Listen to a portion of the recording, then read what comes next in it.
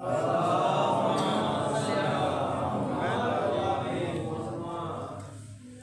بالله من الشيطان الرجيم. بسم الله الرحمن الرحيم. اللهم كن لوليك الحجة ابن الحسن صلواتك عليه وعلى آبائه في هذه الساعة وفي كل ساعة وليا وحافظا وقائدا وناصرا ودليلا وعينا حتى تسكنه أرضك طوعا وتمتعه فيها طويلا.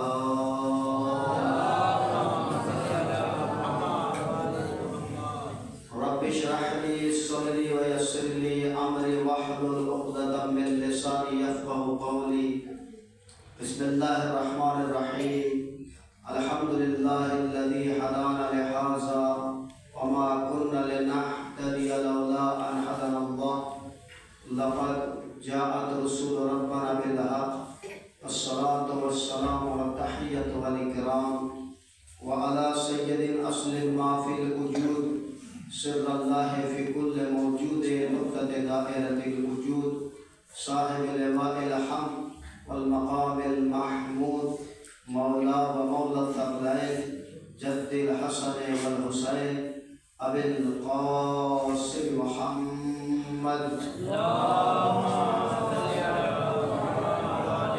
وعلى أهل بيته الطيبين الطاهرين المعصومين المظلومين ولعنة الله على أعدائهم أجمعين من الآن إلى قيام يوم الدين.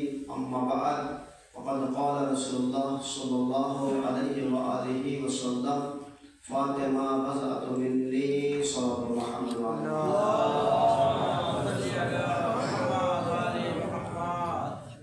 সর্বপ্রথম আমি আপনাদেরকে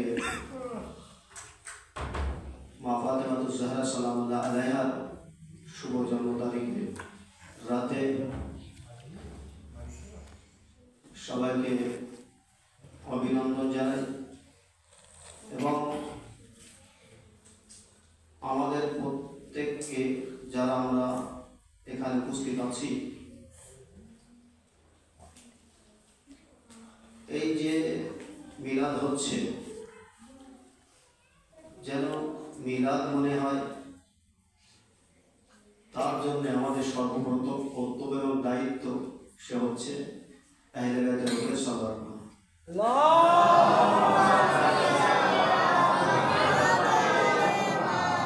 কারণ আমরা এমনই একটি জাত যে আহলে বাইতের আনন্দে আনন্দিত হয় এবং আহলে বাইতের দুঃখে দুঃখিত। আমরা কম নয় যে আহলে বাইতের আনন্দ আবার দুঃখেরও আনন্দিত। আমাদের পরিচয় কিন্তু আলাদা।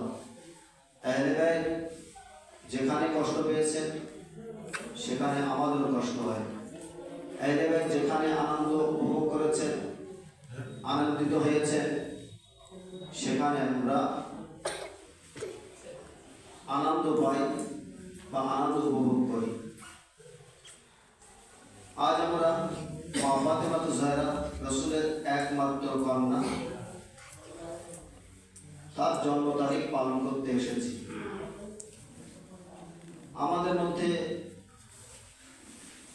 অনেকে আছে যারা বাড়িতে বসে আছে, অনেকে আছে যারা দোকানে বসে আছে, অনেকে আছে যারা ব্যবসা বাণিজ্য ব্যস্ত আছে, অনেকে আছে এখনো আয়ে ব্যস্ত আছে, অনেকে এদিকে ওদিকে ঘুরতে গিয়েছে। তারা কিন্তু আজকের রাতের যে সম্মান বা গুরুত্ব বা যে ফজিলত সেই ফজিলাতে কিন্তু শরীক হতে পারছে না। যারা এখানে শরীক হয়েছে তারা কিন্তু সৌভাগ্যবান, যারা শরীক হতে পেরেছে তারা কিন্তু সৌভাগ্যবান। রাসূলের একমাত্র কন্যা সৈয়দতু নিসাইল আলামিন, সৈয়দতু আহলিল জান্নাহ, সমস্ত নারীকুলের সর্দারনী নেত্রী মা ফাতেমাতুজ জাহরা, তারই শুভ জন্ম তারিখ পালন হচ্ছে। এবং এখান থেকে আমরা দুই এক কথা যদি শিখতে পারি সেটাই আমাদের জীবনের জন্য কিন্তু গুরুত্ব রাখে। বেশি আলোচনা করব না, যেহেতু মাওলানা হাসান আব্বাস সাহেব আপনাদের সম্মুখে মূল বক্তব্য রেখেছেন, বিশেষ কয়েকটি কথা আপনাদের সামনে তুলে ধরেছেন। কিন্তু আমি দু একটি কথা তার মধ্য থেকে যে হাদিস উনি পাঠ করেছেন, আমিও সেই হাদিস আপনাদের সম্মুখে তুলে ধরেছি ফাতেমা জাহরার সামনে। তো আপনারা যতক্ষণ আছেন, আমি হয়তো 10 মিনিট কাটে দিতে পারি আপনাদের সময়, তো 10 মিনিট আপনার মন দিয়ে শুনবেন যে ফাতেমা জাহরা সালামুল্লাহ আলাইহার মর্যাদা কি ছিল, যে কারণে আজ 1350 বছর বা 1400 বছর পেরিয়ে যাওয়ার পরেও সেই ফাতেমা জাহরার নাম নিয়ে আমরা এক জায়গায় বৈঠক করেছি। নিশ্চয়ই তার ইতিহাস আছে, তার মর্যাদা আছে, শরীয়তে তার গুরুত্ব আছে। সেই জন্য আমরা 1400 বছর পরও প্রিয় নবীর একমাত্র কন্যাকে স্মরণ করছি তার জন্ম তারিখে এবং শাহাদাত তারিখে। সাল্লাল্লাহু মুহাম্মদ ওয়া আলি মুহাম্মদ।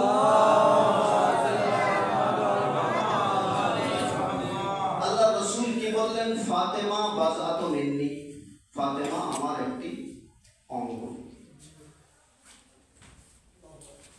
আচ্ছা, মুসলমান কোরআনকে মানে কি মানে না? আপনাদের কাছে আমি ছোট্ট একটি প্রশ্ন করলাম, যে মুসলমান কোরআনকে মানে কি মানে না? তো আপনারা বলবেন যে মুসলমান হতেই পারবে না যতক্ষণ সে কোরআনকে না মানে। ভাই, কোরআন মুসলমানদের পুস্তক। কোরআন যে কথা বলবে মুসলমানকে সেটা মেনে নিতে হবে, এটাই তো। কোরআন যেটা বলবে মুসলমানকে মেনে নিতে হবে। যদি অস্বীকার করে তার মানে সে মুসলমান না। যে কোনো কাজের জন্য যদি কোরআন হুকুম লাগু করে, জারি করে, তাহলে মুসলমানকে সেটা মেনে নিতে হবে, তাহলে সে মুসলমান থাকতে পারবে, নইলে সে মুসলমান থাকতে পারবে। তো কোরআন এবং কোরআনী আয়াত হচ্ছে মানুষের কাজের জন্য বা মানুষকে মানার জন্য, সেটা হচ্ছে দলিল। ভাই, একটা কাজ করবো, এতে কোরআন কি বলছে? যেখানে কোরআন স্পষ্ট দলিল আছে মুসলমানদের জন্য, ওখানে যদি নিজের মনমানি করা হয় তাহলে মনে করতে হবে সে কোরআনকে মানে না। তো মুসলমানদের জন্য কোরআনের থেকে বড় দলিল আর কি হতে পারে? মুসলমানদের জন্য, বিশ্বের মুসলমানের জন্য কোরআনের থেকে বড় দলিল আর কি হতে পারে? যে কোনো কাজের পিছনে যদি কোরআনের দলিল, কোরআনের আয়াত পেশ করা হয়, যেটা স্পষ্ট ব্যাখ্যা করছে, পরিষ্কার ব্যাখ্যা করছে যে তোমার কাজের পিছনে কোরআনের আয়াত এটা বলছে, তো সেখানে মুসলমানকে মেনে নিতে হবে কি নিতে হবে না? মেনে নিতে হবে, তাহলে সে মুসলমান থাকতে পারবে।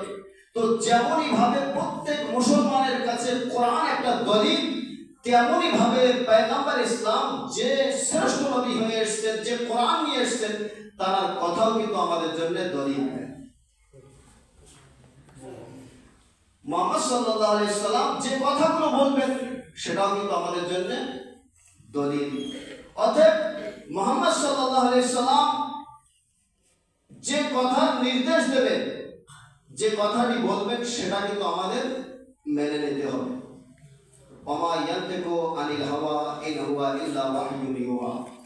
নবী সাল্লাল্লাহু আলাইহি সাল্লাম কোনো কথা বলেন না যতক্ষণ পর্যন্ত আল্লাহ তাআলার তরফ থেকে ওহী অবতীর্ণ না হয়, আল্লাহর হুকুম যতক্ষণ না হয় নবী সাল্লাল্লাহু আলাইহি সাল্লাম কোনো কথাই বলেন না।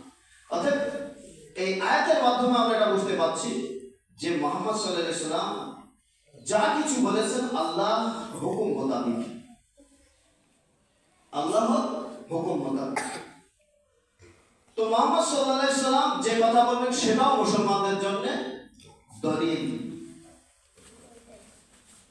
সেটাও উম্মতে মুসলমানের জন্য দলিল। এক, কোরআন হলো দলিল, আর দুই, মুহাম্মদ সাল্লাল্লাহু আলাইহি সাল্লাম যেটা বলবেন সেটা হচ্ছে দলিল। মোহাম্মদ কি বললেন? ফাতেমা বাদাতুন মিন্নি, ফাতেমা আমার একটি অঙ্গ। মান আযাহা ফাকাদ আযানি, যে ফাতেমাকে কষ্ট দিয়েছে সে আমাকে কষ্ট দিয়েছে। তো ফাতেমা জাহরা রাসূলের রিসালাতের অঙ্গ। ফাতেমা জাহরা কিন্তু রাসূলের হাতের অঙ্গ নাই, হাত পা নাক কান যেমন একটা শরীরের অঙ্গ হয় সেরকম কিন্তু কিছু নয়। ফাতেমা কিন্তু রাসূলের শারীরিক দিক থেকে একটা অঙ্গ এবং রিসালাতের অঙ্গ। যে যে বিষয়ে রাসূল শরীক ছিলেন সেই সেই বিষয় কিন্তু ফাতেমা জাহরা শরীক। তো মুসলমানের জন্য কোরআন দলিল আর মুহাম্মদ সাল্লাল্লাহু আলাইহি সাল্লামের কথাও দলিল। এবার আমি আপনাদের কাছে জানতে চাই, যদি মুহাম্মদ সাল্লাল্লাহু আলাইহি সাল্লাম বলে এটা আমার, কোন সাহাবীকে যদি বলে থাকে বা এখনকার উম্মতের কাছে যদি এই কথা রাসূলুল্লাহ থাকে যে এটা আমার, এই জমিনটা আমার, এই জায়গাটা আমার, তো যেখানে রাসূলুল্লাহ বলছেন আমার, সেখানে কোনো মুসলমান বা কোনো সাহাবী বলতে পারবে না ইয়া রাসূলুল্লাহ আপনার না। ভাই ও তো উপযুক্ত দলিল রাসূল ছাড়া আর কি? রাসূল নিজেই বলছেন আমার। যদি আমার সম্পদ হোক, যদি রাসূলুল্লাহ বলেন এটা আমার, তার মানে সেখানে বুঝে নিতে হবে যে এটা আমার না, ওটা রাসূলুল্লাহ। কারণ রাসূলুল্লাহ থেকে বড় দলিল তো আর কিছু নাই। রাসূলুল্লাহ থেকে বড় দলিল কিছু নাই। এক সাহাবীর কথা বলি আপনাদের সামনে, যে এক সাহাবী ছিলেন, যে সাহাবীকে বলা হতো যুশ শাহাদাতাইন। তার মানে এক সাহাবী যদি কোনো বিষয় সাক্ষী দেন তাহলে ওই একা সাক্ষী তার কবুল করা হবে, ওকে বলা হয় যুশ শাহাদাতাইন। সাক্ষী যখনই হয় ইসলামে দুজন পুরুষ হওয়া দরকার। দুজন পুরুষ হলে সাক্ষী কবুল হবে। একজন যদি সাক্ষী দেয় সেটা কবুল হবে না, দুজন সাক্ষী দরকার। তাও আদিল, ন্যায়, যে ন্যায় বিচার করে, ন্যায় কথা বলে, সত্য কথা বলে সেই ব্যক্তি, তারপরে কবুল হবে ইসলামে শরিয়ত অনুযায়ী। তো রাসূলুল্লাহর জামানায় ও আইন ভেঙে গিয়েছে, যেখানে রাসূলুল্লাহ আইন পাশ করেছে যে দুজন আদিল ব্যক্তি, ন্যায় পরায়ণ ব্যক্তি সাক্ষী দিলে শাহাদাতকে কবুল করা হবে, সাক্ষীকে কবুল করা হবে। সেখানে আবার এক সাহাবী, যে সাহাবী যদি একাকী সাক্ষী দেয় তাহলে তার শাহাদাতকে কবুল হবে। কেন? রিজন কি? যে রাসূলুল্লাহ এক নন মুসলিম, মুসলমান ছিল না, তার সাথে কিছু লেনদেন করেছিলেন। যখন লেনদেন করেন তো রাসূলুল্লাহ তাকে দিতে যান। যখনই দিতে চান বলেন যে রাসূলকে বলেন যে আপনি আমাকে এত দেননি। সে ব্যক্তি বলছে সে তো মুসলমান ছিল না। তো ওই সময় যখন রাসূলুল্লাহ দেখলেন যে আমার কথা তো অস্বীকার করছে, বলছে কি সাক্ষী দেন রাসূলুল্লাহ। রাসূল এবং আমার সাক্ষী কোথায় আপনার যে আপনি আমাকে এই দিয়েছেন? তো রাসূলুল্লাহ আছেন ওই সময়, যেহেতু মুসলমান ছিল না। ওই সময় এক সাহাবী আসে। সাহাবী আসার পরে রাসূল কি হয়েছে? এই হয়েছে, এখন আমার কাছে সাক্ষী দিচ্ছে। তো বলছে আমি সাক্ষী দেব। তো রাসূল অবাক যে তুমি যে জিনিস দেখোনি তুমি এই বিষয়ে সাক্ষী কি দেবে? যে বিষয় তুমি দেখোনি তুমি সাক্ষী কি দেবে? তো সাহাবী দেখেন কত ঈমানদার সাহাবী ছিলেন। রাসূলুল্লাহ ইয়া রাসূলুল্লাহ, যে বিষয়ে আপনি বলছেন, যে বিষয়ে আপনি বলছেন আর সেটাকে আমি অস্বীকার করবো, এটা কিভাবে সম্ভব? তাহলে আমি আপনার হয়ে সাক্ষী দেবো যে আপনি এই কথা বলছেন যে হ্যাঁ এটা হয়েছে। আরে আমি মেনেছি আল্লাহকে, যে আল্লাহ দেখা যায় না আপনার কথা অনুযায়ী। কিয়ামত, যে কিয়ামত কবে আসবে এখনো দেখতে পাইনি, আপনি বলেছেন তাই মেনে নিয়েছি। সিরাতে মুস্তাকিম আপনি বলেছেন তাই মেনে নিয়েছি। যত গায়বী জিনিস আছে আপনি বলেছেন তাই মেনে নিয়েছি। এখন আপনি বলছেন যে তুমি দেখো, আপনি বলছেন যখন, তাহলে আপনার তরফ থেকে আমি সাক্ষী দিব। তো রাসূলুল্লাহ সময় বললেন তাকে যে এই ব্যক্তির সাক্ষীকে দুইজন সাক্ষীর সমান মানা হবে, ওই জন্য যুশাহাদাতাইন।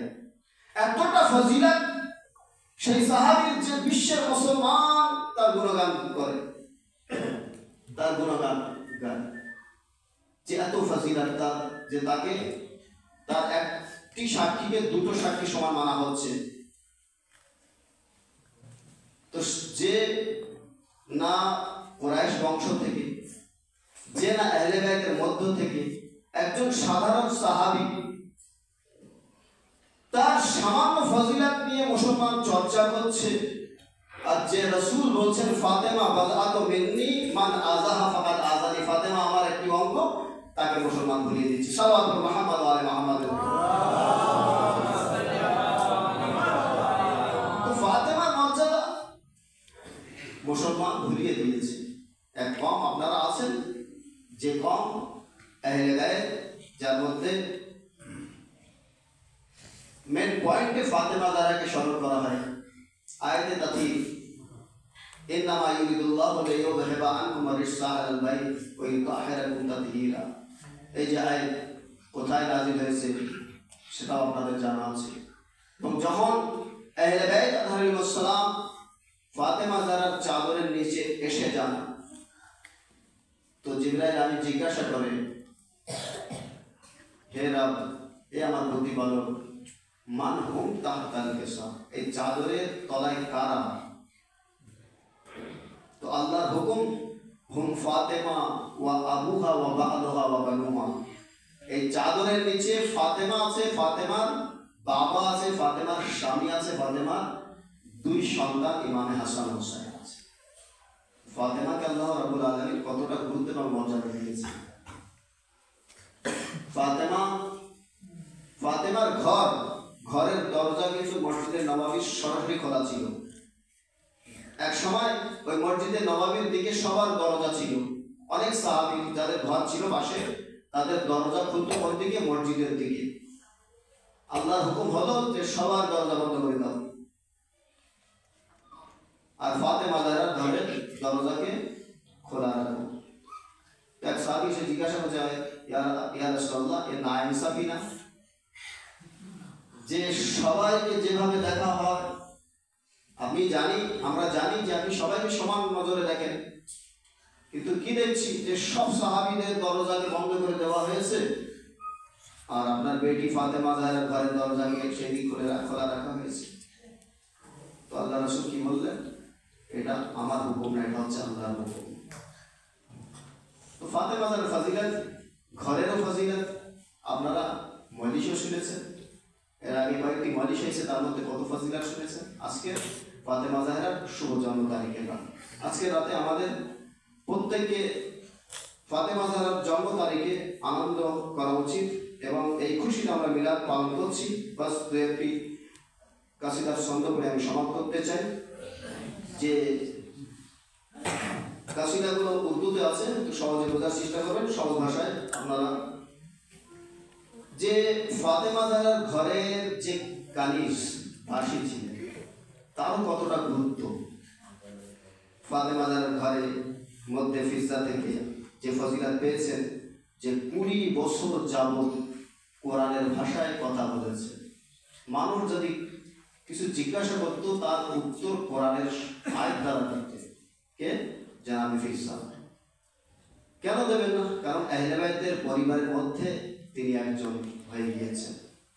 আহলে বাইত নয়, কিন্তু পরিবারের মধ্যে ছিলেন।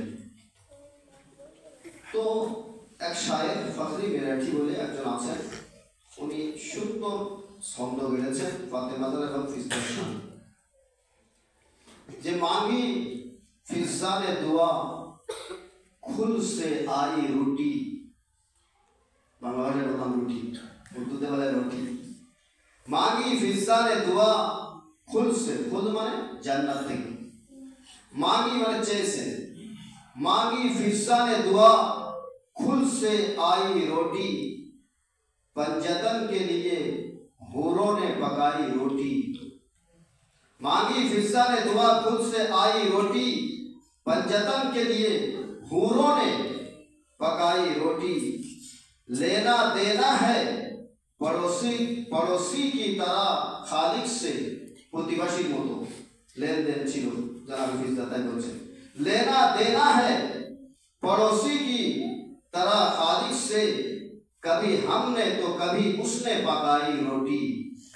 তার মানে রুটি ফিজার ঘরে ফাতেমা জানার ঘরে তৈরি হয়েছিল, সে রুটিও তো জান্নাতে গিয়েছিল না, আবার জান্নাত থেকেও ওই ঘরে রুটি এসেছে। তাই বলছে কখনো এখান থেকে কখনো ওখান থেকে রুটি তৈরি হয়ে এসেছে।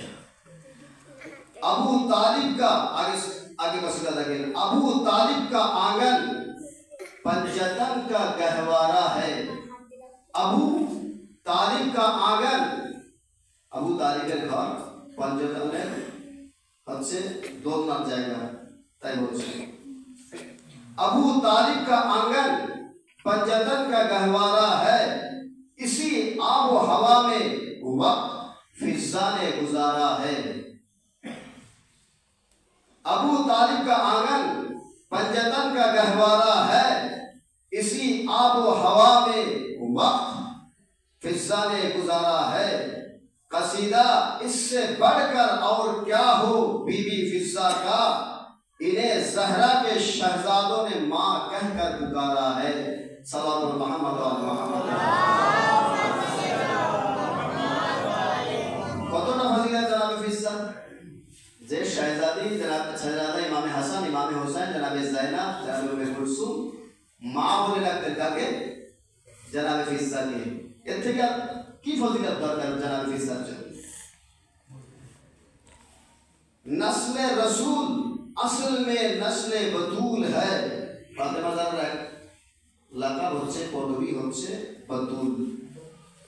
बतूल नस्ल रसूल असल में नस्ल बतूल है, बेटी है या रसूल का बेटा है फातिमा।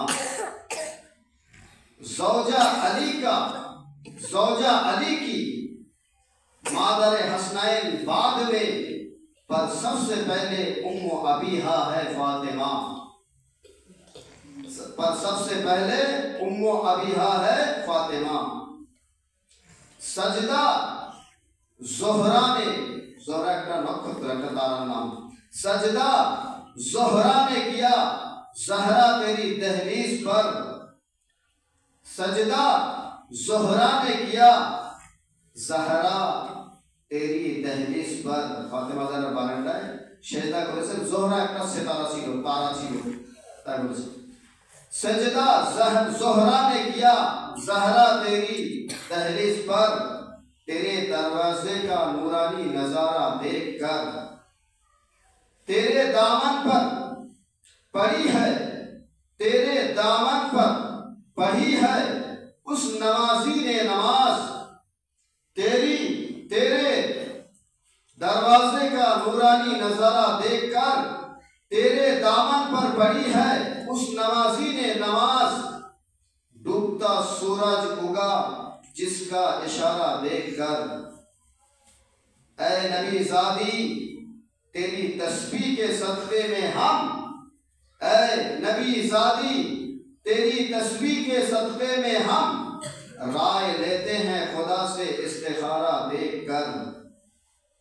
शिश्क समझो, सैयदा की मंजिलत को कैसे पहचानेंगे लोग, सैयदा की मंजिलत को कैसे पहचानेंगे लोग। एक जरा सा राज जब दुनिया ने पहचाना नहीं।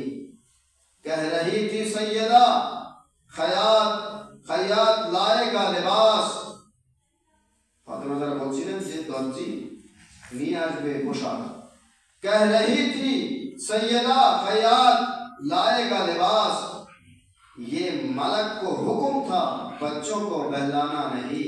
सल्लल्लाहु मोहम्मद वाले मोहम्मद